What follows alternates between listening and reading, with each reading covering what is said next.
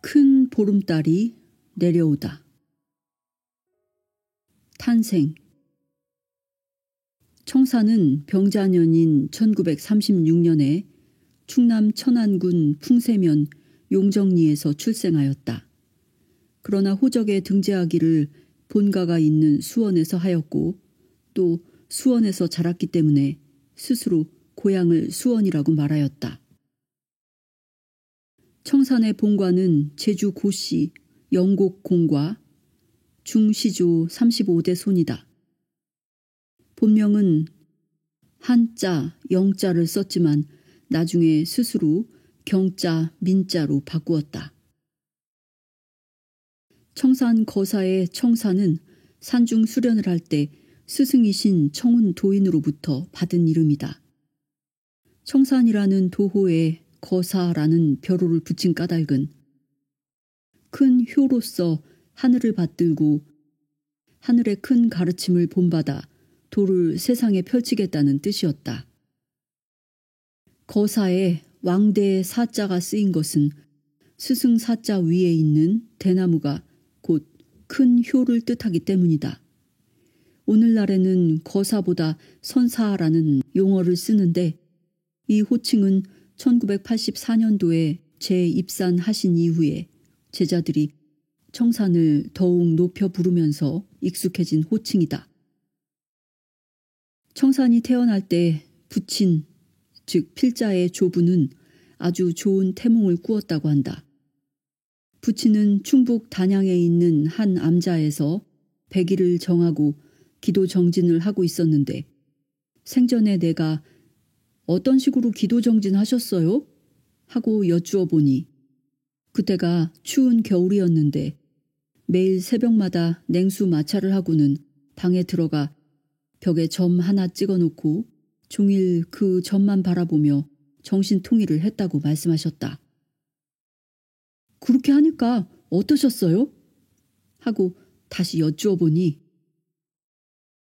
처음에는 점이 삐뚤빼뚤하게 움직이다가 어느 정도에 가면 신장로같이 큰 대로로 보인다 하고 말씀해 주셨다. 여하튼 그렇게 100일 수련을 마칠 무렵 부친은 기이한 꿈을 꾸게 되었다. 꿈에서 참으로 높은 산에 오르게 되었는데 하늘에서 갑자기 무슨 소리가 나는 것 같아 고개를 드니 문득 엄청나게 큰 보름달이 나타나 온 천지를 대낮처럼 환하게 비추는 게 아니겠어? 잠시 그대로 보고 있으니까 그 큰 보름달이 내려오며 내 품에 안겼지. 그러고는 잠에서 깼는데 그 태몽을 꾸고 나서 네 애비를 낳은 거야. 전에 듣기로는 청산의 사대조 할아버지 되시는 분이 고종 황제의 글선생이셨다고 한다. 그 이후로도 그런대로 잘 사는 집안이었고 특히 조부 되시는 분은 학식이 있는 데다 덕망도 있고 종교적인 신앙도 깊은 분이었다. 한때는 수원을 다닐 때 고 아무개의 땅을 안 밟고는 못 다닌다 하는 말이 나올 정도로 부유한 적도 있었다. 청산의 조부가 젊었을 때의 일화 한 토막이 있다. 하루는 무슨 날이어서 새 옷을 입고 나들이를 하였는데 하필이면 그날 길가에 온몸에 욕창이 나서 피고름이 흐르는 병자가 쓰러져 있었다. 그때만 해도 문둥병이나 지독한 피부병이 흔하던 시절이었으니 그냥 못 본 척하고 지나가도 누가 흉보지 않았을 것이다. 그런데도 평소 의협심이 있고 어려운 사람을 외면하지 못하는 성정이었던지라 조부는 스스럼 없이 입고 있던 옷을 벗어 환자에게 입히더니 그것으로도 모자라 환자를 업고 집으로 데려와 며칠 동안 의원을 불러 치료까지 해주었다고 한다. 이 같은 조부의 선행은 근동에 소문이 났고 입이 있는 사람들은 다들 적선지가의 필유 여경이니 반드시 보답을 받으리라 라고 한마디씩 했다고 한다. 그러나 어찌된 일인지 무슨 사건에 연루되어 가세가 갑자기 기울게 되었다. 그렇게 평화롭던 집안이 심하게 흔들리자 식구들은 식구들대로 뿔뿔이 흩어지고 청산의 부모가 조부를 모시게 되었는데 그것도 잠시뿐 결국에는 부모마저 어린 청산을 조부에게 맡기고 만주로 떠나게 된다. 그때부터 조부와 어린 청산 둘이서만 살게 되었는데 그때 조부는 청산을 끔찍이 사랑해 주셨다고 한다. 조부는 연세에 비해 정정하신 편이었고 저녁마다 청산에게 한문을 가르쳐 주는 걸 낙으로 삼으셨다. 하지만 일상이 고달프고 힘든 것까지는 어찌할 수 없었다. 청산은 청산대로 학교를 마치면 조부 몰래 빨랫줄 장사부터 남의 집 일까지 하고 저녁에는 조부가 가르쳐주는 한자를 배우면서 지냈다. 그러나 그런 생활도 오래 할 순 없었다. 그때가 청산의 나이 12살, 지금으로 치면 초등학교 5학년이었다. 어린 청산은 자기 때문에 조부님이 더욱 고생하시는 것 같아 효성스런 마음에 입이라도 하나 덜어드린다는 생각으로 외가에 간다는 말을 남긴 채 무작정 집을 나왔다. 하지만 어렵게 찾아간 외가는 이미 뿔뿔이 흩어져 간 곳을 알 수 없었다. 동네를 다 뒤지다시피 하여 외가의 행방을 수소문했지만 사람마다 말이 다 달랐다. 그러다가 요행이 큰 외숙의 친구라는 이가 한 말이 믿음이 가서 그 이의 말을 따라 충청도 어디에 있다는 태악산 해서남이라는 절을 찾아가기로 했다. 큰 외숙이 그 절 옆 어디에 오두막을 짓고 산다고 들었던 것이다. 그렇게 물어물어 찾아가 보니 다행히 큰 외숙이 그 절 위에 실제로 살고 있었다. 그곳에 정착하기로 마음을 먹은 청사는 큰 외숙의 오두막이 좁았으므로 해서남 주지의 허락을 받아 냇가 옆에 임시로 거주할 토막집을 짓고 머물게 된다. 어린 시절에 청사는 몸집이 큰 편은 아니었지만 체격이 다부지고 눈빛이 형형하여 어른들도 눈이 마주치면 얼른 피할 정도였다.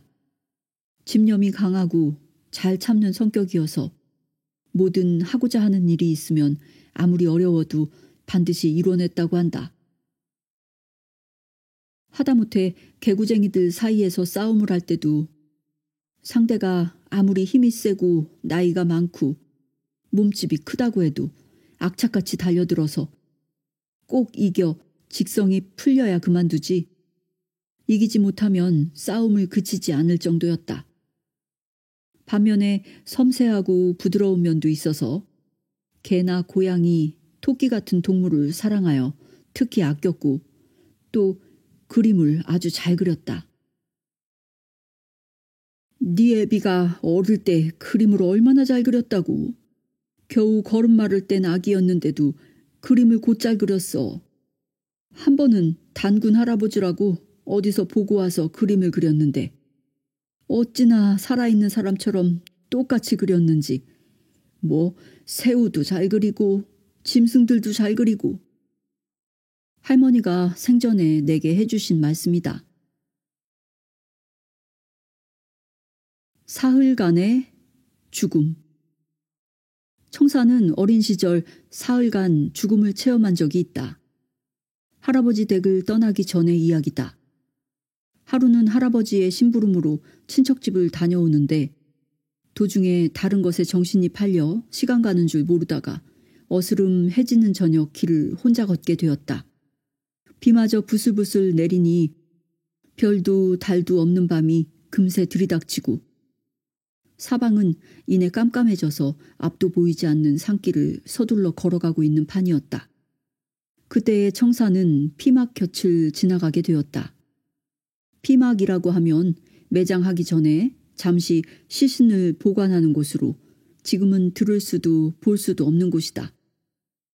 그런 곳이었으니 나이 어린 청산이 얼마나 무서웠겠는가.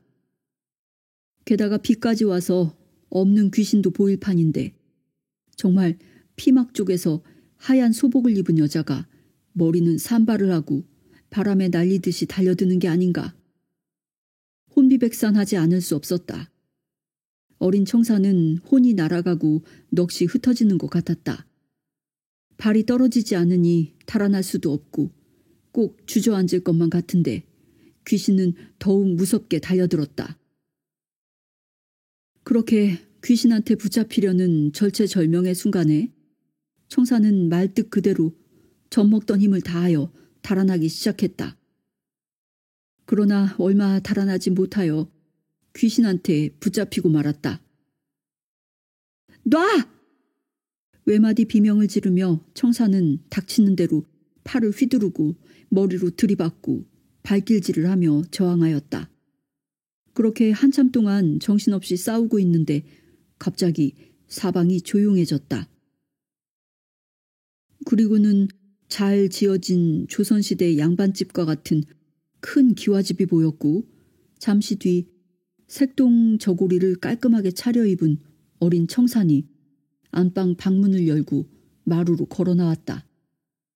신을 신고 돌계단을 내려가 넓은 마당에 서 있으니 하늘에서 커다란 백학이 날아와 청산 앞에 사뿐히 앉았다. 청산이 아무 말 없이 익숙한 몸짓으로 학의 목덜미 부위로 올라타자 학은 크게 울부짖으며 큰 날개를 몇 번 펄럭여 금세 하늘 높이 날아올라 한없이 어딘가로 날아갔다. 그때의 발 아래를 내려다보니 문득 꿈같이 아름다운 경치가 펼쳐졌다. 온 천지가 꽃밭이었다. 동산과 풀밭에서는 각양각색의 동물들이 사이좋게 무리지어 뛰어놀고 강에서는 갖가지 물고기들이 마치 제 모습을 뽐내기라도 하려는 듯 물 위로 뛰어올랐다간 물속으로 사라지기를 반복했다. 참으로 형언할 수 없는 아름다움이며 평화로움이었다. 청산을 태운 학은 한참 동안 더 날다가 차츰 아래로 내려가더니 아주 규모가 크고 잘 지어진 대궐 같은 집에 큰 소슬대문 앞에 내려앉았다. 청산이 학에서 내려 몇 발짝 걸으니 대문이 열리면서 청산보다도 더 어려 보이는 꼬마 하나가 걸어 나오는데 그 얼굴이며 피부와 눈빛, 입술 등 이목구비가 여느 아이들과 너무나 다르게 맑고 환하며 아름다웠다. 어린아이가 가까이 다가와 청산에게 말했다. 잘 오셨습니다. 청산이 고개를 끄덕여 답례하자 아이가 다시 말했다. 제가 들어가 어른들께 여쭙고 오겠습니다. 아이는 곧 대문 안으로 들어갔는데 잠시 뒤에 나와서 이렇게 말했다. 아직 이곳에 오실 때가 아니라고 하십니다. 청산이 의아한 표정을 지으며 그대로 서 있자 아이는 손을 내밀며 이렇게 말했다. 이것을 받으세요.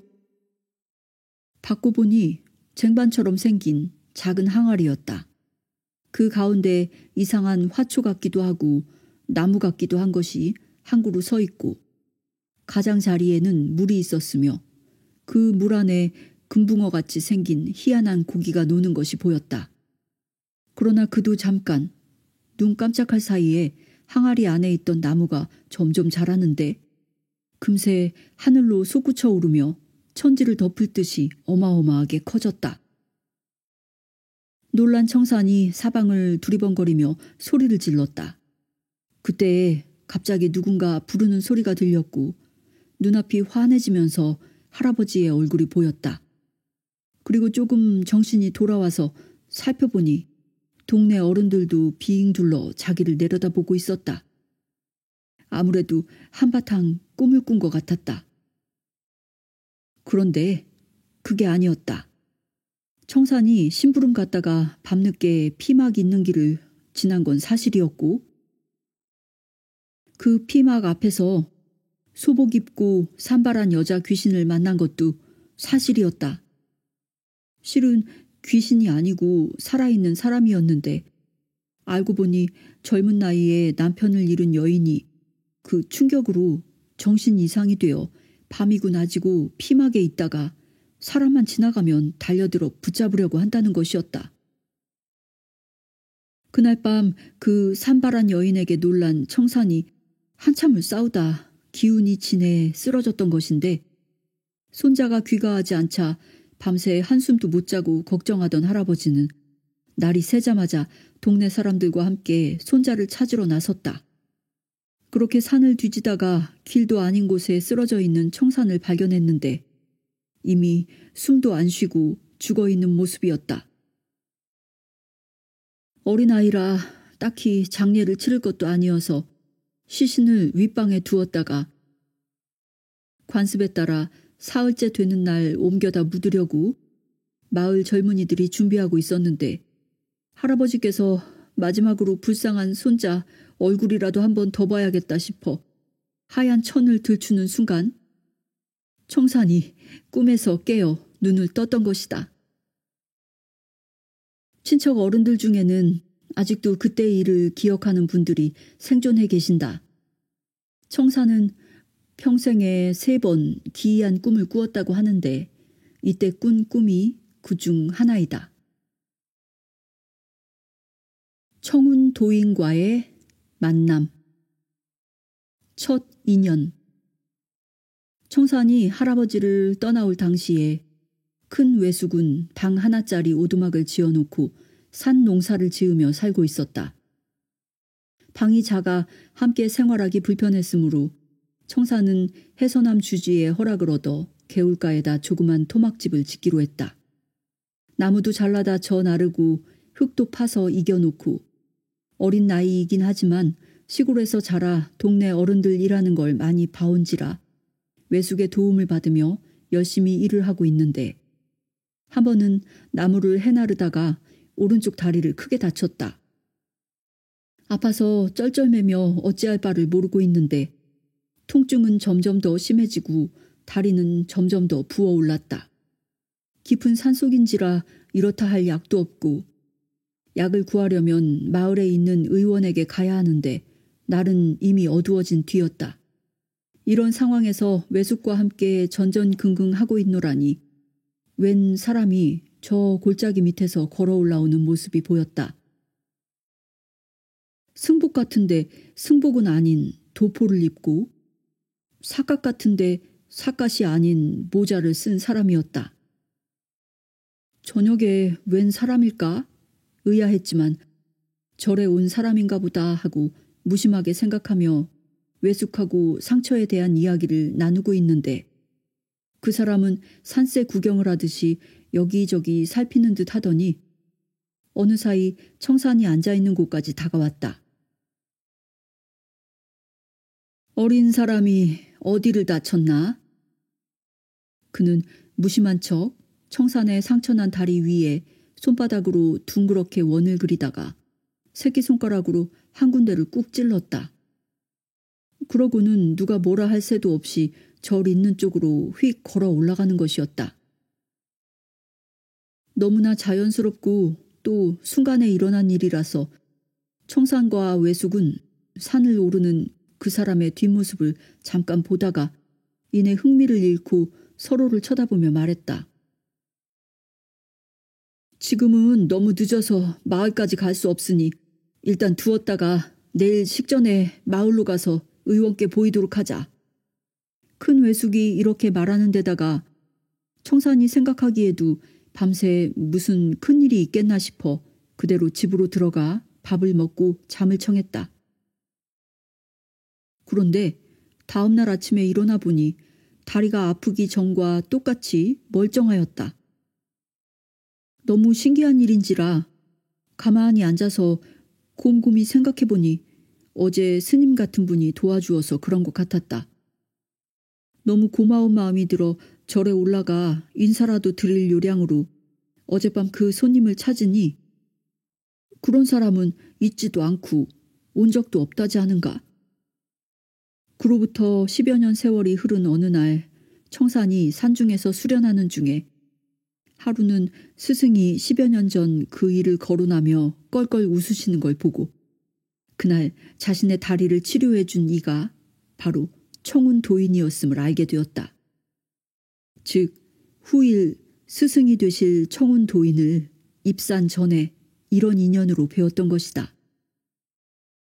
청산의 입산 이야기는 이미 삶의 길에서 자세히 소개된 바 있으므로 여기에서는 간략하게만 살펴보려고 한다. 입산. 청산의 큰 외숙이 살았던 태악산 해서남은 멀리서 보면 큰 학이 날개를 펴고 하늘로 오르려는 모양을 하고 있는 중심부에 위치하고 있다. 큰 외숙집 근처인 해서남 옆에 집을 짓고 산농사를 돕는 생활이 안정되자 청산은 남의 집 일로 힘들고 외롭게 홀로 지내시는 할아버지를 모시고 와서 함께 지냈다. 당시에 청산은 어린 마음이지만 부처님과 같은 큰 성인이 되겠다고 마음먹고 낮에는 농사일을 돕고 밤에는 불경을 갖다 놓고 읽고 외우며 생활하였다. 청산의 나이 13세가 되던 해 봄, 하루는 해서남의 주지 스님이 편지를 주며 산 너머 광덕사에 있는 스님에게 전해주고 오라는 심부름을 보낸다. 그리고 청산은 가는 도중 저녁 무렵에 길무퉁이에서 어떤 노인을 만났다. 그런데 이 노인이 편지를 보자며 달래가지고는 보는 둥 마는 둥 하더니 찢어버리는 것이 아닌가? 그러고는 어린 청산에게 태어날 때부터 지금까지 살아온 것에 대하여 이것저것 물어보았다. 묻고 답하기를 마치자 노인은 청산이 보는 앞에서 새끼손가락 하나만으로 주먹만한 돌을 깨어 보이고는 배워보고 싶지 않느냐고 청산에게 물었다. 청산은 얼떨결에 예라고 대답을 한다. 그 대답이 자신의 운명을 바꾸게 될 줄은 미처 몰랐다. 몇 마디 질문 후 보내줄 줄 알았는데 노인은 단호하게 말했다. 돌 깨는 법을 가르쳐달라고 했으니 우리는 이제부터 사제지간이 되었다. 너는 나를 따라 산으로 들어가 돌 깨는 법을 배워야 한다. 청산은 일이 전혀 예상 밖으로 되자 두려운 마음에 잘못한 대답의 용서를 빌어보았지만 통하지 않았다. 노인은 가지고 온 광목 피를 찢어 끈으로 만들고는 한쪽은 자신의 허리에 다른 쪽은 청산의 허리에 묶고는 오랜 시간을 걸어 어디론가 데리고 갔다.